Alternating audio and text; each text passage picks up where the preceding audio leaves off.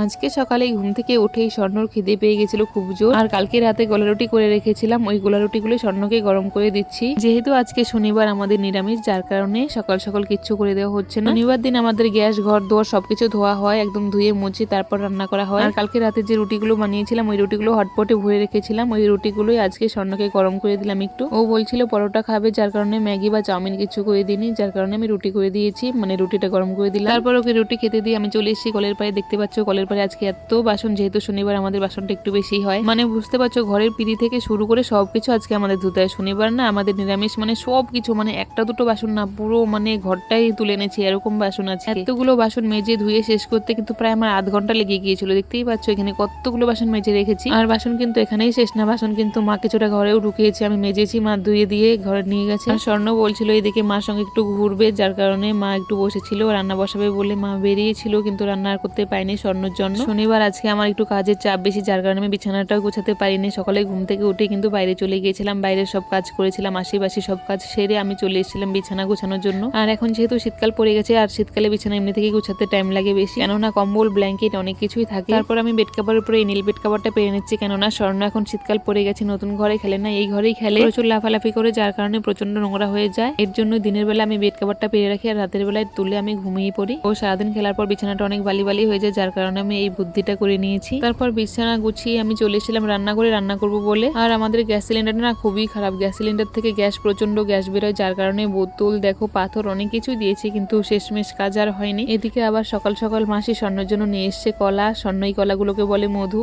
আমাদের মাসিদের কলার বাগান আছে, সেখানে অনেক কলা হয়েছে, সেখান থেকে মাসি আমাদের কলা দিয়েছে, আমাদের কিন্তু বাজার থেকে কলা কিনতেই হয় না। আমার মা হাতে করে ন্যাকড়া নিয়ে এসছে, আমাদের সিলিন্ডার থেকে না প্রচন্ড গ্যাস বেরোয়। এত কিছু করার পরেও কিন্তু সিলিন্ডার ঠিক হয়নি, শেষমেশ কিন্তু আমরা পাল্টাতে চলেই আসলাম। এখানে রোডে এসে প্রায় 1.5 ঘন্টা দাঁড়িয়ে থেকে কিন্তু আমরা সিলিন্ডার পাই। গ্যাসওয়ালা লোকটা বললো সিলিন্ডারটা বাড়িতে নিয়ে যাও, আমরা মেকানিক পাঠাচ্ছি, যার কারণে সিলিন্ডারটা বাড়িতে নিয়ে চলে যাচ্ছে। এখানে কিন্তু দুটো সিলিন্ডার দেখা যাচ্ছে, একটা হলো আমাদের আর একটা হলো দিদার, পাশের বাড়ি দিদার। আর স্বর্ণ দেখো প্যানের উপরে বসে গিয়েছে একদম। আমাদেরও গ্যাসের কাজটা শেষ হলো, তখন ওই দাদুটা আসছিল, দাদুটাকে তখন বললাম সিলিন্ডারটা একটু বাড়িতে পৌঁছে দাও। আর এদিকে দেখো আজকে কিন্তু আমাদের গ্যাস নেই, রান্নাও হয়নি, যার কারণে স্বর্ণকে দিয়ে দিলাম হাতে। এখানে জিলিপি আছে, আর ওর বাবা ড্রাগন এনেছিল, ড্রাগনটা দিচ্ছিলাম, তো ও ড্রাগনটা খেলো না, ড্রাগন না খেয়ে কিন্তু ও জিলিপিটাই খেলো। ওকে খাইয়ে দিয়ে টিভিতে কার্টুন দিয়ে আমি ওকে বসিয়ে রেখে চলে এসেছিলাম কাপড় ধোয়ার জন্য। যেহেতু এখন শীতকাল, এখন কিন্তু কাপড়টা এমনি থেকেই বেশি ধুতে হবে, শীতকালে কাপড়টা এমনি থেকেই সবার বেশি লাগে। তাছাড়াও বাচ্চা যে বাড়িতে আছে তাদের তো কাপড় এমনি থেকেই বেশি লাগে, তাদের মানে কোনোদিন নিস্তার নেই, ডেইলি কাপড় ধুতেই হবে, মাত্র প্রতিদিনই কাপড় ধুতে হয়। দেখতেই পাচ্ছ এখানে শীতের কাপড়ই কিন্তু বেশিরভাগ ধুচ্ছি, স্বর্ণরই সবগুলো, আমার কয়েকটা আছে, আর মার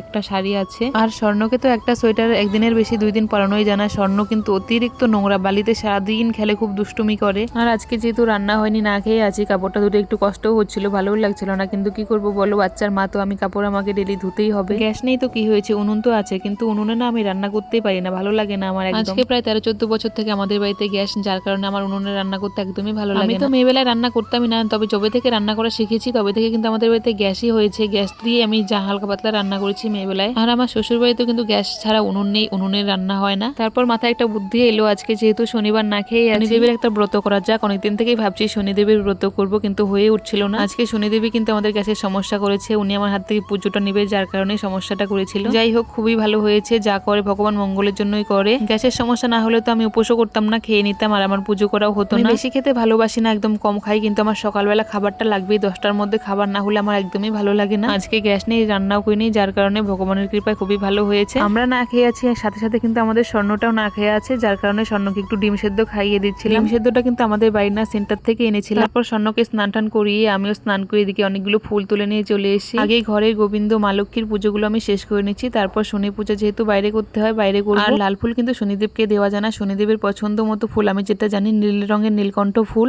তাই লাল ফুলগুলো সব মা লক্ষ্মীকে দিয়ে দিচ্ছি। আর নীলকণ্ঠ ফুলও কিন্তু বেশি পাইনি, মাত্র 2টো পেয়েছিলাম। যাই হোক, বলতে বলতে কিন্তু আমার ঘরের পুজো দেওয়াটা কমপ্লিট হয়ে গেল। তারপর আমি চলে এসেছিলাম বাইরে পুজো করার জন্য। শনিদেবের পুজো কিন্তু বাইরেই করে, আমি ছোট থেকে শুনে এসেছি এটাই। আমি যেটুকু জানি শনিদেবের পুজো নাকি ঘরে করা যায় না, যার কারণে কিন্তু আমি শনিদেবের আসনটাও বাইরে করে নিয়েছিলাম। আর পুজোটা কিন্তু আমি করছিলাম পাঁচালি পরে। পুজো করতে হলে যে ব্রাহ্মণ লাগবে তা কিন্তু নয়, পাঁচালি পরে অনেক পূজা করা যায়, যেমন মা লক্ষ্মীর পুজো কিন্তু পাঁচালি পরে করা যায়। আর আমাদের ঘরে কিন্তু সব রকম পুজোর পাঁচালি আছে। ধূপ দীপ দেখিয়ে আসন পেরে আমি পাঁচালি পড়ছিলাম, আর এদিকে দেখো স্বর্ণ কিন্তু দুষ্টুমি করছিল। অ্যাকচুয়ালি শনিদেবের আসনটা কিন্তু নীল রঙের দিতে হয়, যেহেতু নীল রঙের কোনো নতুন ধোয়া কাপড় চোপড় পেলাম না আমাদের ঘরে, যার কারণে সাদা কালার একটা ওড়নায় বিছিয়ে দিলাম। তারপর শনির পুজো শেষ করে আমি চলে এসেছিলাম রান্নাঘরে। আজ তারা তাড়াহুড়ো করে রান্নাটা করব। বন্ধুরা, রান্না করব পনির। এই পনিরগুলো হাতে বানিয়েছিলাম, কালকে বানিয়েছি। এই যে স্বর্ণ বসে আছে। আমাদের তো সকালে রান্না বান্না হয়নি, এখন দুপুরে এখন আমি রান্না করছি পুজো শেষ করে। এখানে আলু সেদ্ধ আর কচু সেদ্ধ বসিয়েছি। কচু সেদ্ধ খাবে দিদা, আর ভাত তো কুকারে হয়েই গেছে।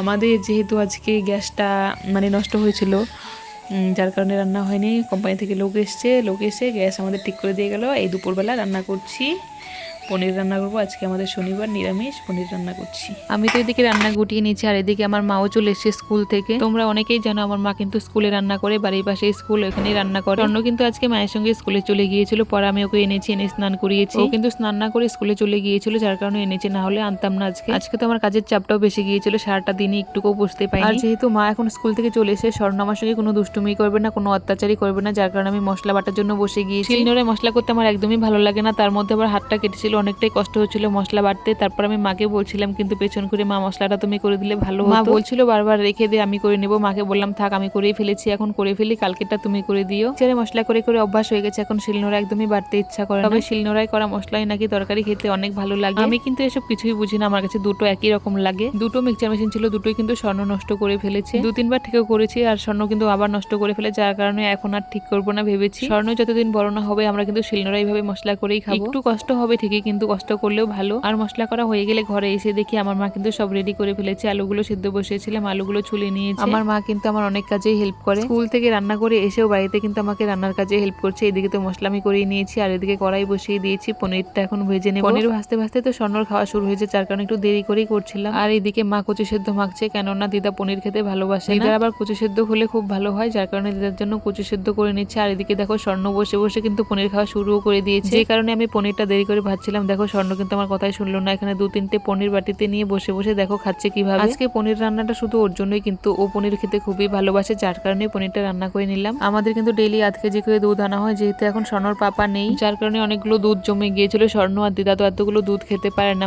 স্বর্ণকে বেশি দুধ দিই না, ওকে বেশি দুধ দিলে কিন্তু ওর পেট খারাপ হয়ে যায়। ওই দুধগুলো জমিয়ে জমিয়ে প্রায় 1 কেজির মতো হয়েছিল। ওই 1 কেজি দুধ দিয়ে আমি পনির বানিয়ে নিয়েছি। বাজারের কেনা পনিরের থেকে আমার হোমমেড করা পনির কিন্তু অনেক ভালো হয়েছিল। আমার মা কিন্তু খেয়ে অনেকটাই ভালো বলেছিল। আমি তো পনির খাই না, পনির কেন দুধের কোনো জিনিসই কিন্তু আমি খাই না। পনির খাই না, কিন্তু পনিরের ঝোলটা খাই। পনিরের ঝোলটা দিয়ে আমি ভাত খেয়েছিলাম, সত্যিই খেতে অনেকটা ভালো হয়েছিল। আমার মার ভীষণ ভালো লেগেছিল। আমার মা কিন্তু 2 বার ভাত খেয়ে নিয়েছে এই পনির তরকারি দিয়ে। আমার একটা খারাপ অভ্যাস আছে, কি জানো, রান্না করতে করতে চেটে দেখা। রান্না করতে করতে আমার না চাটলে একদমই ভালো লাগে না। আমার মা সব সময় বলে এই অভ্যাসটা নাকি ভালো না, অলক্ষী। তবুও কেন জানি না আমার একদমই মনে থাকে না। আর এদিকে তো আমার রান্না বান্নাও শেষ হয়ে গেল। বাসনগুলো মা গুটিয়ে নিচ্ছে। মা বলছে আজকে বাসনগুলো মাই নাকি ধোবে। মা বলছিল সারাদিন নাকি আমি আজকে অনেক কাজ করেছি, যার কারণে আজকে মাই এই কাজগুলো করবে। যাই হোক, আমার রান্না বান্না কমপ্লিট। এদিকে মিষ্টি দিয়ে গেছিল, পাশের বাড়ি মাসির ছেলে হয়েছে তাই।